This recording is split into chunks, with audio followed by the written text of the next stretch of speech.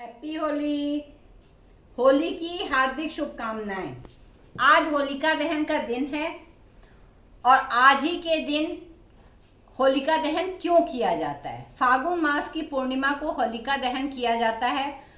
बहुत सारे लोगों के मन में ये सवाल है कि होलिका दहन क्यों किया जाता है, होलिका क्यों जली थी। तो आइए इन सब बातों का आज आपको जवाब देते हैं। राजा हिरण्यकश्यप असुर सम्राट था, जिसने ब्रह्मा जी से वरदान प्राप्त किया था कि उसे न जल में, न पृथ्वी पे, न स्त्री, न पुरुष, न बच्चा, न जानवर कोई भी नहीं मार सकता। इस वरदान को प्राप्त करने के बाद वो बहुत ही निरंकुश हो गया था और वो नास्तिक भी हो गया था। वो किसी भी भगवान को नहीं मानता था और उसने सारे राज्य में ये घोषणा करा दी थी कि सभी लोग मेरी ही पूजा करें। दूसरी तरफ उसका पुत्र प्रहलाद विष्णु का अनन्य भक्त था। कई बार हिरण्यकश्यप ने अपने पुत्र से कहा कि पुत्र, तुम विष्णु की भक्ति छोड़ के मेरी करो, लेकिन भक्त प्रहलाद कहाँ मानने वाला था। वो तो भक्ति रस में डूबा हुआ था। राजा हिरण्यकश्यप ने कई बार कोशिश की, उसको समुद्र में फेंकवाया, विष दिया, नदी में फेंका, हाथी के पैरों के नीचे से कुचलवाया, लेकिन विष्णु भगवान की कृपा से प्रहलाद हर बार बच जाता था। अंत में हार के हिरण्यकश्यप ने अपनी बहन होलिका को बुलाया, जिसे ब्रह्मा जी से वरदान के रूप में एक चादर मिली हुई थी, जिसे ओढ़कर अगर वो अग्नि में प्रवेश भी करे तो वो जल नहीं सकती थी।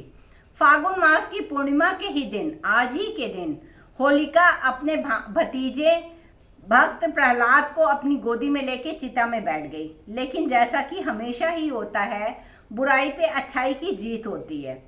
भगवान विष्णु की कृपा से वो चादर ओढ़ के भक्त प्रहलाद के ऊपर चली गई। भक्त प्रहलाद बच गया और होलिका जल गई।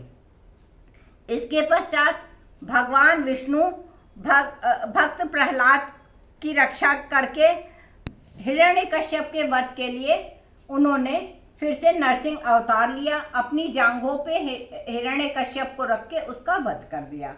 इसलिए होलिका दहन मनाया जाता है, क्योंकि ये बुराई पे अच्छाई की जीत है। अब आपके मन में ये सवाल होगा कि होलिका दहन तो हो गया तो ये रंगों का त्योहार कैसे शुरू हुआ? रंगों का त्योहार प्रेम के प्रतीक भगवान श्री कृष्ण ने आरंभ किया था। उनको बचपन से ये रहता था कि राधा इतनी गोरी है और मैं काला क्यों हूं। वो हमेशा अपनी माँ से कहते थे, मैया राधा क्यों गोरी, मैं क्यों काला। एक दिन माता यशोदा ने कहा कि बेटा, तुम जिस भी रंग में राधा को रंगना चाहते हो, ये लो ढेर सारे रंग और जाके उसको अपने रंग में रंग दो।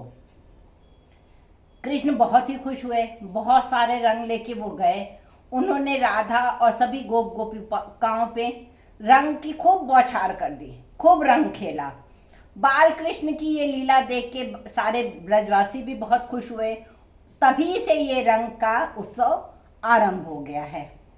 तो जिस तरह से होली के दिन कहा जाता है कि सारी बुराइयां, सारी दुश्मनी भूल के एक दूसरे को रंग लगाना चाहिए, तो उसी तरह से आप भी खुश होके एक दूसरे को रंग लगाइए, सारी बुराइयां छोड़ दीजिए और आपस में प्यार से होली मनाइए।